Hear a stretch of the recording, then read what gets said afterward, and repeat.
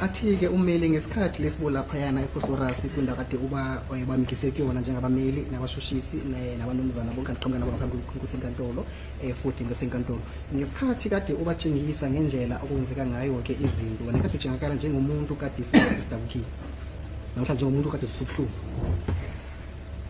Yebo kunjalo mangikhumbula lo lasuku okwenzeka ngalo le nto leya so inhliziyo yami kube sengazuthi isenzeka namanje special mangibona le ndawo leya kuba sengazuthi sazokwenzeka yona le nto eyayenzeka ngalela la.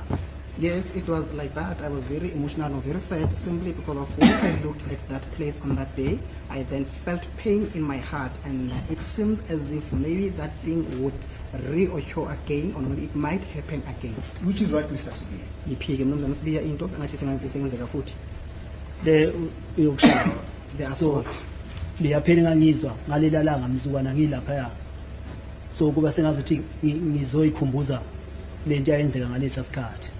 The assault on that day when I was there, it felt as if with the pain in which I was feeling, it felt as if I am there to make myself to remember of the incident that took place on the day in which I was there with the police officers.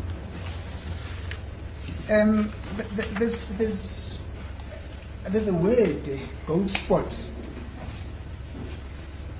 that was also thrown around there. What is it that you remember about that word? Bathi khona ke igama elasetshenziswa igama lokuthi gold spot ngabe yini ukukhumbula ke igama lelo? I-gold spot igama lale ndawo leya indawo igama esibiza ngalo le ndawo leya or igama engazi ngalo ukuthi kubizwa ngayo le ndawo leya. Gold spot, it is the name in which we usually refer that place to, no, it is the name in which is being used to refer that area. Thank you. Now we're just explaining to the court that you then drove further after the emergence of the person that you later on came to know as Brigadier Kininda. You drove through up until middle, did you say Diepkloof police station? Nashayela ke namaphoyisa neliphoyisa elilodwa wagcina ulazi nokuthi kuke kumnumzana uDininda nashayela na kwisikhumulo sesiphoyisa sakho eDiepkloof noma Midlands Diepkloof police station. Thank you. And you're saying this was almost after sunset? Uthi kade ngemuva ukuthi ilanga beseshonile. Yeah. Yes. Good. You just got through what happened at the police station upon your arrival. If there's anything happened. Umele ecela ukuthi utshele inkosi enkantolo ukuthi ngabe yini eyenzeka ke ngesikhathi kade laphayana nihlanganele khona nifike khona ke ngaphansi kwesikhumulo sesiphoyisa saseDiepkloof uma ngabe kukhona okwenzeka. Uma sifika police station yaseDiepkloof bangisa kwenye indawo futhi lapha ngazuthi i-courtyard. I-courtyard shuthi yenye indawo engazuthi i-room mari la phezulu ayinawo amazenke inofefe. They then took me to a certain place right by the Diepkloof police station. It is a room that does not have a zinc on its roof. Yes. So masifika lapha uGininda uye waphinda wangibuza futhi ngisalibele ngala na lokho ngithi angazi lutho ngokufaka senzo na. Then Kininda, he is the one who asked me that am I still maintaining the same situation or position that I had maintained earlier on, that I don't know anything about the death of Senzo Meyiwa. Thank you. Let's go back a bit.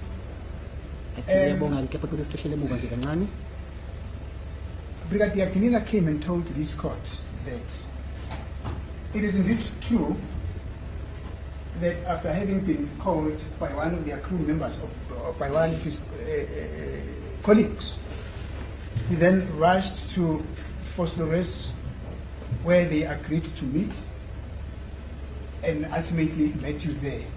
Although according to him it was at a different place. According to him, he met in front of the police entrance where he went to show the court the day on which we went for the pointing up on the 4th of July of 2025. Athi yebo kuyiqiniso ke mnumzana Gininda naye wakusho lokho ngesikhathi obika kumbi kwakhe ngaphambi ukuthi inkantolo uthi ngemuva kokuthi ashayele komunye ozakwabo wethimba umunye wethimba lakhe kade senzana lezi siphoyisa ke ekuthizeni babahlanganele lapha ke Phosphorus athi yena ke ngesikhathi bekaqala ukuhlangana nawe Phosphorus wahlanganela nawe lapha isangweni longena kwisikhumulo sesiphoyisa sasePhosphorus mangaphambi kwesango longena ngaphakathi kwesikhumulo sasePhosphorus. mina noGininda akazange sahlangana e-police station yaseFosoras sidibane lapha kwamasipala la engangikhombisa khona iKatona ukuthi la esadibana khona sasuka lapho saya eSoweto akasikho isikhathi saya ngaso e-police station yaseFosoras. Myself and Gininda, we did not meet up in front of the police station, right by the entrance. We never met there. The only time in which we met, it was by the time they took me to that municipal offices or building at Fosoras. Then from there, they then took me to Soweto. Thank you. And Brigadier Gininda further tells this court, or told this court, that when he met you, because he had already been informed about the conversation that you had with Sergeant Mohula, that there's something that you were saying about your complicity in the murder of Senzo Meyiwa. Futhi uBrigadier Gininda bathi naye kwatshela inkosi yenkantolo ukuthi yena ke wazwa udaba lokuthi nokhona umbiko osovele sowubikile lapha kuSergeant Mohula mayelana nokuba nesandla ekushoneni kukaSenzo Meyiwa. Do you follow? Yeah, uzwisisa yini? Yes, usisi. Yes, I do understand. Now, when he met you there at police station, Foslores police station, he then requested, because we were in a motor vehicle, I think it was a BMW or what, but then he requested to see you alone. In other words, he requested his colleagues with the police and the metro officials to give him and yourself a space, and then he started to talk to you alone. Bathi futhi nako Brigadier Gininda washo ukuthi ngesikhathi bekaqala ukuhlangana nawe lapha eFosoras police station la ngaphandle nje kwesakhiwo sebhilidi lesiphoyisa ke wacela kumaphoyisa kade akhona lapha yana futhi nama traffic cop ekuthizeni bakudedele ukhulumisane naye mathupha kube uye nawe nje kuphela. Do you follow? Uyazwisisa yini? Ngiyazwisisa. Yes, I do understand. Did that happen this way or that way? Ngabe kwenzeka ngale ndlela uBrigadier Gininda washo ngayo noma kaze kwenzeka ngale ndlela kade akhulume ngayo? Cha, akaze kuze kwenzeke ngalendlela akhuluma ngayo. It never happened that way. Kumhula ayikho into engathi athi ngangikhuluma. Mina ngibatshela khona mabe ngibuza ngokufa kaSenzo Meyiwa ngibatshela ngidangazi lutho ngokufa kaSenzo Meyiwa. There is nothing that I said to Mohula besides saying that I don't know anything about the death of Senzo Meyiwa when they were asking me about his death. Thank you. Maybe to go back a bit, Sergeant Mohula also came testify that when you got arrested, she had a conversation with you. But uSergeant Mohula naye weza ukuthi ufakazi bakhe ukuthi ngesikhathi lesibona baboshwa ngaso yena ke wakhulumisana nawe mathupha. But before she could say whatever that she wanted to say to you or pose questions to you, she explained your rights. But kepha ngaphambi kokuthi aqale akhulume udaba lwakhe la kwena mhlawumbe akubuze imibuzo namhlawumbe nakukhuluma inkulumo yakho yena ke yena waqala wakutshela ngamalungelo akho ezomthetho. Asikho isikhathi la kwaba nesikhathi sokuthi ngitshelwe ngamalungelo ami khona. There was no time in which my rights were explained to me. Iphoyisa lafika langibuza igama lesibongo ngalitshela igama lesibongo la uzothi ngisuka kuphi ngalitshela ngisuka eMahlabathini kwaba isikhathi sokuthi betha ngiyobabonisa endlini ngawubabonisa la ngihlala khona malume kwa isikhathi sokuthi siye lithabongo. The police that came to me, the police asked about my names and my surnames. I then informed that police about my name and my surname. They then asked me where am I coming from, back from home. I then informed them that I'm coming from in Mahlabathini. Then after that, they then asked me to go and show them where I was staying with my uncle. Thank you. Against that background, there's a metro cop, the metro police can testify here, Mr. Wuthelezi. I don't know what their ranks are in the metro formation, but he also said to you that he also explained your rights when they also arrested you. Wathi kunephoyisa ke elithize elisebenza lapha kumaphoyisa kaMasipala nohlamba Metropolice ke umnumzana uButhelezi akazi isikhundla sakhe senza ngaphansi kwaso ukuthi DCP athi kepha yena ke wakhuluma ukuthi ngesikhathi sikahlangana nawe batshela ngamalungelo akho ezomthetho. Cha, akaze ngitshela. No, he never informed me of my rights. And in fact, and I want us to complete this picture. And in fact, this Mr. I don't know what his rank is. I'll refer to Mr. Buthelezi because he came to testify here. He said, according to the house, with you, there was a search in the house and then they found bullets in the room where you were staying. bathi umnumzana uButhelezi kepha akazi isikhundla sakhe asebenza ngaphansi kwaso-ke njengokuthi kuyipholisa lo traffic cop athi kepha yena-ke weza ngaphambi kwenkosi yenkantolo and ufakazi bahle bezothula ufakazi bakhe washo ngesikhathi lesi kade bengenayo ngaphakathi kulo yamuzi mhlawumbe kumuzi bathola bona khona lapha kulo muzi izinhlamvu akaze kutholakala inhlamvu lapha endlini ebehlala khona umalume ebengenasibhamu nami bengenasibhamu so inhlamvu akaze zize sibe khona kule yami. They never found any ammunition inside that house simply because of my uncle did not have a gun, and even myself I did not even have a gun, and they did not even discover any ammunition inside that house.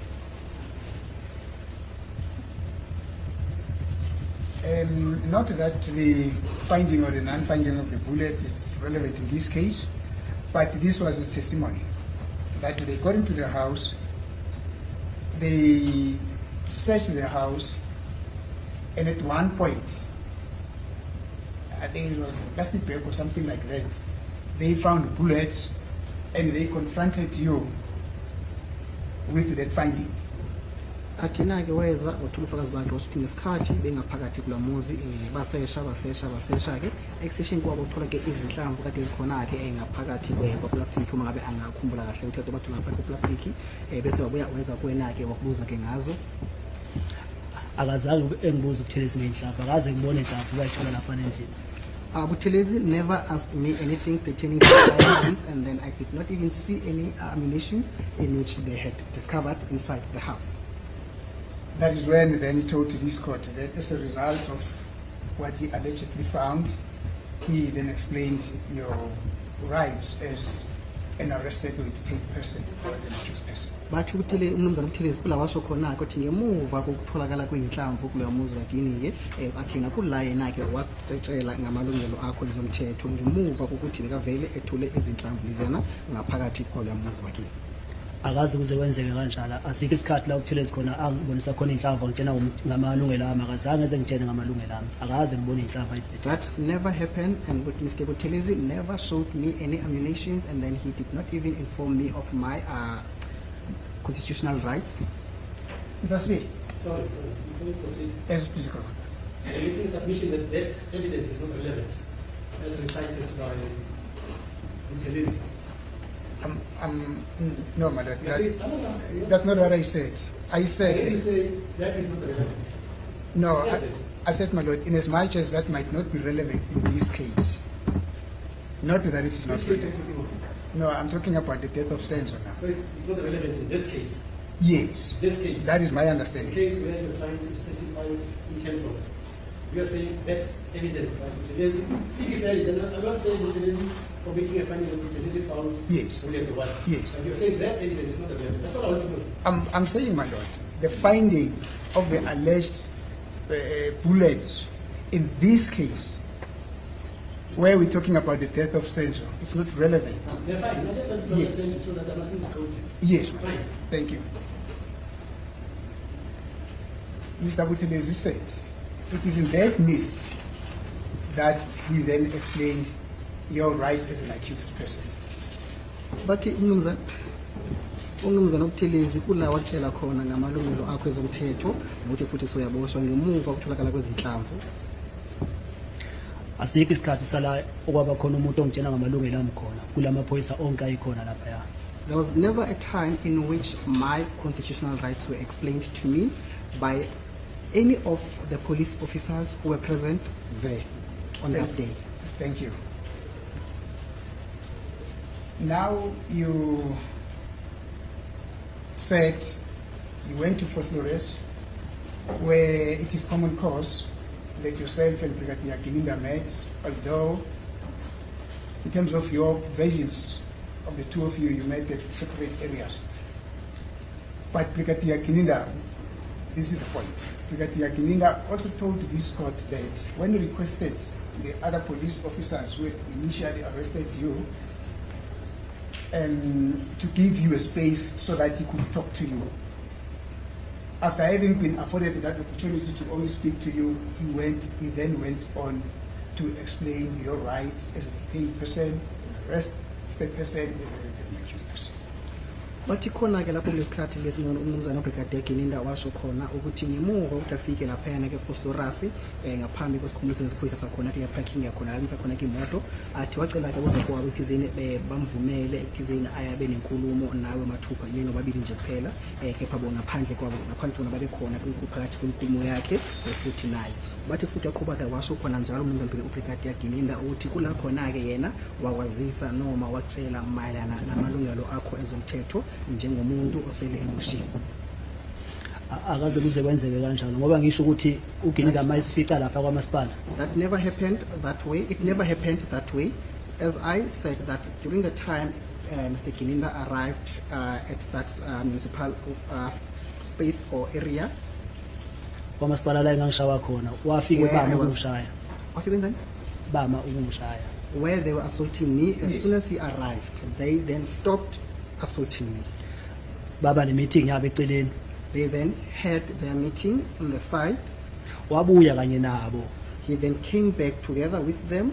Wangibuza lo mbuzo ukuthi ngazi ngokufaka Senzo Meyiwa. Wathi ngokwakhe uyazi ukuthi kunesandla ekufeni kuka Senzo Meyiwa kanye nabangani bami. He then asked me as to what is it that I know about the death of Senzo Meyiwa.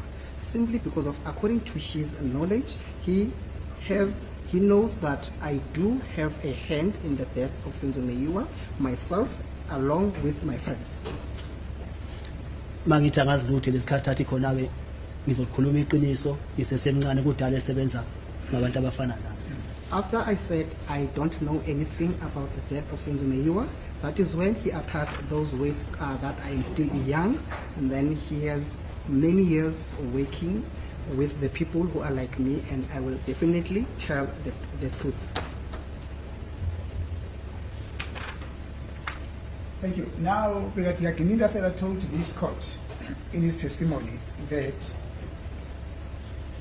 having had that interview with you or having had that conversation with you, you then made certain admissions which, according to him, amounted to a confession, and he asked you whether were you prepared to go and say what you just told him to another commissioned police officer, whereupon you said yes.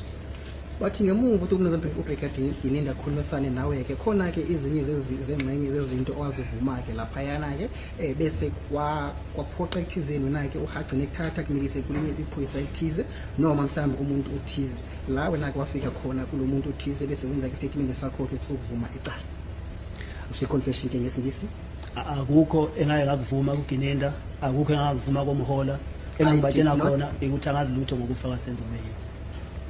There is nothing in which I admitted before Mr. Gininda, and there is nothing in which I admitted before Mukula. All I informed them was that I don't know anything about the death of Senzo Meyiwa. Even before this court, as I am standing here today, I still maintain the following, that I don't know anything about the death of Senzo Meyiwa. Thank you. Just a second.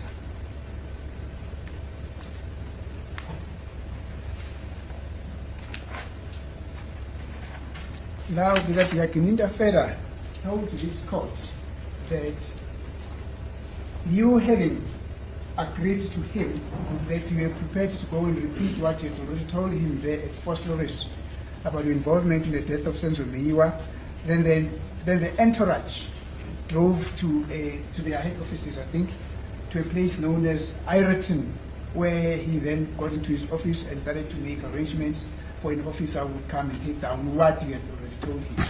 Wathi umnumzana uBrigadier Gininda washo lo mbiko ulandela ukuthi ngemuva kokuthi yena kabona kade khona ke izinto kade uzivuma ke phambi kwakhe la wakhetha khona ke wakumikisa kuma office ase-Ireton ethizeni ohlangane nomunye umuntu othize okuthizeni ukhona ukukhulumisana naye emayelana nodaba lwezinto lesi kade mhlawumbe usho kumbiko wakho lo usovele sokubikile ke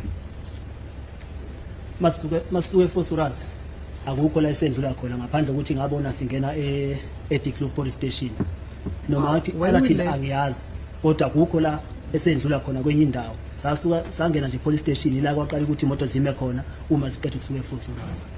When we left the vicinity of Phosphorus, there is nowhere in which we drove past. Yes. Besides driving straight all the way to the place in which I then discovered and noticed the vehicles parking at the police station in Diepkloof, even though I don't know Ayrton. Thank you. Now this is what Brigadier Gininda Ferrer said. He said then he made arrangements with other two police gentlemen who he requested to drive from Jimiston, and then you then got taken to Diepkloof police station, where you had to go and receive motor. But that he was no longer part of that driving. In other words, he never accompanied you to Diepkloof. It was only these two policemen that drove you there. He remained, I would assume, at Ireton. Athi kula khona kumenzela uBrigadier Gininda washo khona ukuthi na ke kula wenza khona ke uhlelo lokuthi abize abanye ke abalisa ababili ukuthi bahambe nabakhwelekeze kwisikhumulo seziphoyisa salapha yena ke eDiepkloof la bohlangana khona ke nomnumzana uMbotho athi umile ecabuthe nomnumzana uBrigadier Gininda akakaza kuphelekeze ekhambi ngesikhathi bekumikisa laba babili abashayela ke ucingo uqhambe eJimistini ngesikhathi boya lapha eDiepkloof police station. Amaphoyisa engaya nawo eDiepkloof amaphoyisa kwakugenile sidibane naye ePhosphorus kuphela lana manje kwakulokhu kusuka eThembisa ngihamba nawo saye ePhosphorus ngihamba nawo sasuke ePhosphorus saye eSoweto eDiepkloof lokhu ngihamba nawo lawo maphoyisa komningi bawo uGininda uye edekile masidibana naye ePhosphorus safika naye wayekhona eDiepkloof futhi. Thank you. The police that transported me to Diepkloof, it was the police whom I was with all the time from Tembisa. From Tembisa all the way to Phosphorus, and then from Phosphorus, then Mr. Gininda came in, and then he was also present when I was transported to Diepkloof police station. Thank you. He further says, upon your arrival at Ireton, he also took time to explain your rights. Bathi na ke wathi ngemuva uthi nifike lapha ke Ayrton wathatha isikhathi sakhe ecela mayelana namalungelo akho ezomthetho. Akaze kuze kwenzeke ngoba ngisho sasuka la ePhosphorus saya eDiepkloof asikho isikhathi sake saba naso naye eRathini yakhona noma ngingayazi ukusuka kwethe ePhosphorus saya eDiepkloof ila futhi siphinde sadibana nakhona waphinde wangibuza ukuthi ngisalokhu ngilibele ngiphika na ngithi angazi lutho ngokufaka senzo meyi. That never happened that way. From Phosphorus, we drove all the way to Diepkloof police station. Even though I don't know Ayrton, we never drove past by Ayrton. And then, even during our arrival at the Diepkloof police station, he asked me whether do I still maintain my position by saying that I don't know anything about the death of Senzo Meyiwa. Uthi la ngesikhathi befika khona ke lapha yena eDiepkloof la washo khona ukuthi ngabosamile kulombiko wakuthi awuna lutho laziyo ngokushintsha Senzo Meyiwa. Yeah. Thank you. You were just about to explain to the court about what could have happened upon your arrival at the police station, where you said you were placed in a place that you're referring to as a courtyard, which is very a strong iron mesh safe on top as a roof. Before I could take you trip down memory lane as to what had happened when you were encountered, when you got arrested up to this point. Now we're back at Diepkloof. Manje sehlela ke emuva ngesikhathi esifika lapha eDiepkloof ngaphakathi kwala gumbi elodwa lithizini othize yona ke ukuzana igumbi lakhona ke la kuphahleni laphezulu kade ngenawo mazeke phakathi kade kunale insimbi zakhe zikhona futhi nale safety khona lapha kuzona ke. Yeah. Do you understand? Yeah. Understood? Yeah. Right, now you've been put in that courtyard. Then what transpires? Ungaphakathi kwalo igumbi lelo ngabe yini eyenzeka ngesikhathi bongaphakathi kwalo igumbi lelo? Lesikhathi masifika kulela gumbi la icourtyard ila uGininda angibuza khona ngisalibele ngiphika na ngithi angazi lutho ngokufaka Senzo Meyiwa na. As we arrived in that courtyard, that is when Mr. Gininda asked me whether do I still maintain myself by saying that I don't know anything about the death of Senzo Meyiwa. Ila ngicela khona ngicela ngithembe konke lokho engikhuluma mangithi angazi lutho ngokufaka Senzo Meyiwa ngicela ngithemba angazi lutho ngokufaka Senzo Meyiwa. That is when I asked him to trust me, no, to believe me when I was informing him that I don't know anything about the death of Asenzo Meyiwa. wathi yena shuthi angifuni ukusebenzisana naye. He then said, it seems like I don't want to cooperate, not to work with him. Wathi uzophuma angishiye besala beqhubeka nokungishaya abantu angifice bengishaya. He then said he will walk out, and then the police officers whom they were assaulting me before, they would then take over and assault me further. La ngempela uye waphuma. Indeed, he stepped out, no, he walked out. Baqhubeka laba abantu ngokungishaya futhi laba bengishaya. And then those people who had assaulted me prior, they then proceeded in assaulting me further. Now, when Brigadier Kininda said that, where were the other people that came with you, according to you, from First Lawrence? But in ngesikhathi ke umnumzana Brigadier Kininda asho lokho ngabe kade bekuphika abanye laba abantu laba boqhamuke nabo uqhamuke Phosphorus kuze kufike lapha yana ke. Bebekhona bengilokhu nginabo isikhathi sonke. They were present. I was with them all the time. Were they also in the same courtyard? But we ngaphakathi kwala courtyard now. Yeah. Yes. Thank you. He goes out, Brigadier Kininda. Then you now been approached by the people who you said started to assault you. Take us through this assault process. What happened? What happened? What happened?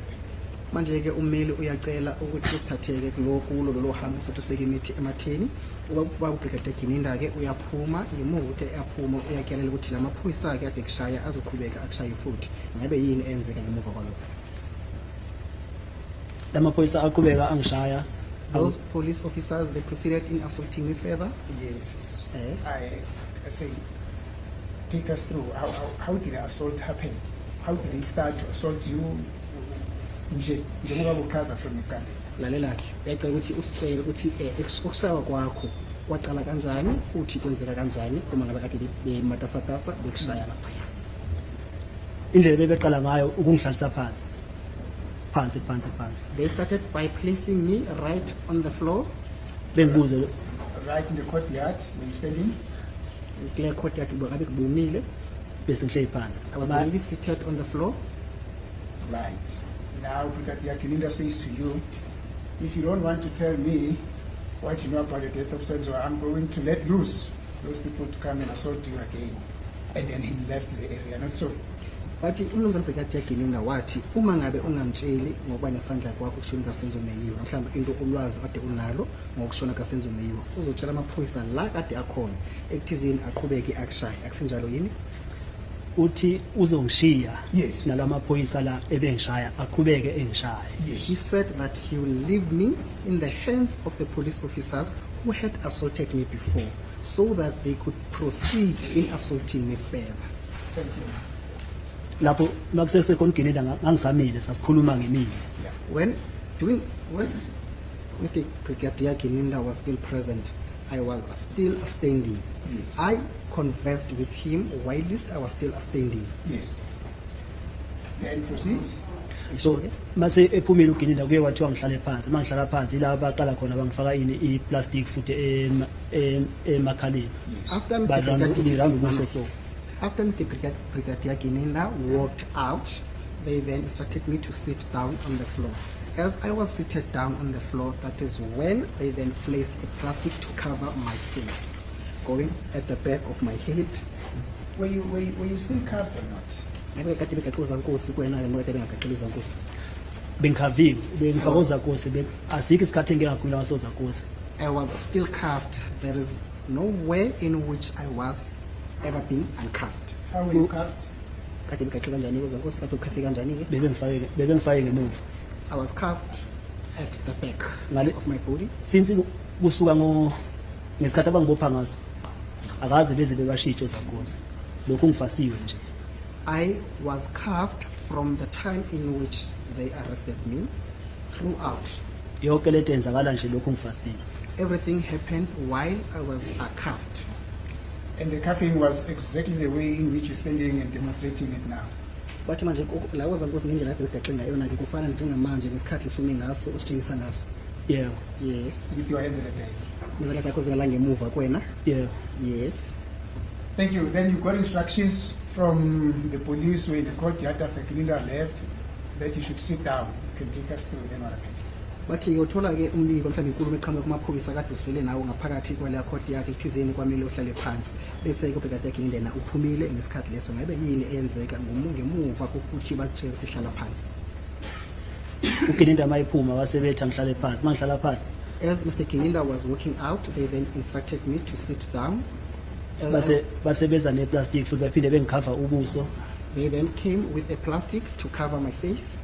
belokhu bethi angifuni ukukhuluma iqiniso namanje. They kept on saying that I still maintain myself in not telling the truth. So abanye bengikhahlela Some of them, they were kicking me up until waze wabuya uGilinda. up until Mr. Gilinda returned back, came back. uGilinda mayibuya uhamba nomunye ubabe engangamazi ekumaze emva kwesikhathi ukuthi ubani igama lakhe. When Mr. Gilinda came back, he was in a company of a certain gentleman whom I did not know at that particular time. However, I only came to learn or to know of his name at a later stage. Thank you. Just before the coming back of Kilinda, let's talk about this assault. The plastic gets put on over your face, and they ask you about the knowledge of your involvement in the death of Senzo, and others are kicking you. Where were they kicking you? Ecela kumele simise kancane ukuthi uBrigadier Gilinda usengakabuyi. Usele nalamaphoyisa bathi hlala phansi bangiboza ngoplastic la kuwena ke ubusweni bakho ke ngemuva kho lokho bese bakushaya ke. Manje umbuzo ukuthi ngabe bekhahlela kuphi ke la kuwena? Babengikhahlela umzimba ngoba angithi mabe ngifake iplastic ngangikhona ukulokhu ngijikajika kulokhu ngibele ukuthi ngifuna ukuthi iplastic lisuke kimi. So umzimba la bathola khona uchance bayakhahlela. As they placed a plastic over my face, then they were kicking me all over my body, and during that time I was busy turning around so that the plastic could move away from my face. Thank you, Mr. Sibia. Lest we forget. We have been saying that these people were kicking you all over the body, and from approximately the point at which they started to assault you. What were they wearing? Bathi yona-ke mnumzane uSibia khona inkulumo oyishilo lokho uphinde futhi ubuya uphinda mhlawumbe uyisho njalo ukuthi amaphoyisa kade akhahlela umzimbeni wakho wonkana. Manje ukuze ukuthi uqala ngesikhathi esibakufica ngaso kade uboshwa ngaso ungifike laphana ke kule ndawo kule la gumbi lokukhuluma ngalo le sport leyo ke. Manje umbuzo ukuthi ngabe kade begqoke iziphi ke ingubo kubona? No, I mean the police were kicking him. What were they wearing on their feet? Yeah, maybe that's the way that did not include. On their face. On their feet. Oh, thank you. Yeah. Apologies, counsel. Manje umbuzo ukuthi amaphoyisa lakhe lokwabhiza akukhahlela ngabe kade begqokene la kubona ke onyaweni zabo? Ama-traffic cop ayiqoka amaguzu awo. The traffic cops were wearing their safety boots. Amalokhu laba begqoke i-private babegqoka amateki. And then the other police officers whom they were wearing their civilian clothes, they were wearing their tikis. Thank you. Then they continue to kick you. Then what happened? Whilst putting the plastic over your face and asking you further about your involvement in the death of Senzo. But baqhubeka bona-ke bekuloko bekhahlela phayana-ke futhi begaxe uplastic lapho wena kubusweni bakho mhlawumbe mboze ngoplastic lapho wena ebusweni bebuza lokho bekubuza njalo mayelana nesikhangiso sakho mhlawumbe kubona isandla sakho kushoni kaSenzo Meyiwe. Ngabe yini enzeka ke ngemuva kwalokho? And then you further said that in that process, then Brigadier Gilinda reappeared with another black male, and they got into the courtyard. Uthize la ngiyaso lesikhathi leso lokho bekhahlele bematasatasa bekhahlela. Umnumzana uBrigadier Gilinda waqhamuka futhi ehamba nomunye wesilisa kade ungamazi igama. Yeah. Yes. Thank you. You can take us through that. Let me just check time. 25 past. 25 minutes past 5. Past 3 o'clock. Yes. Ungasitshela ke sotobe? Just a second. My lord, I realize that it's almost 25 minutes past 5 o'clock. 25 to 3. 25 past 3. Yes. May I request for an adjournment? My lord, I can see that the energy levels are dropping. I'm afraid we'll keep on talking, and the witness here is got to lose it. That constitutes an unfair trial as a prison. As a court case. Manje sibuya kusasa-ke mfowethu.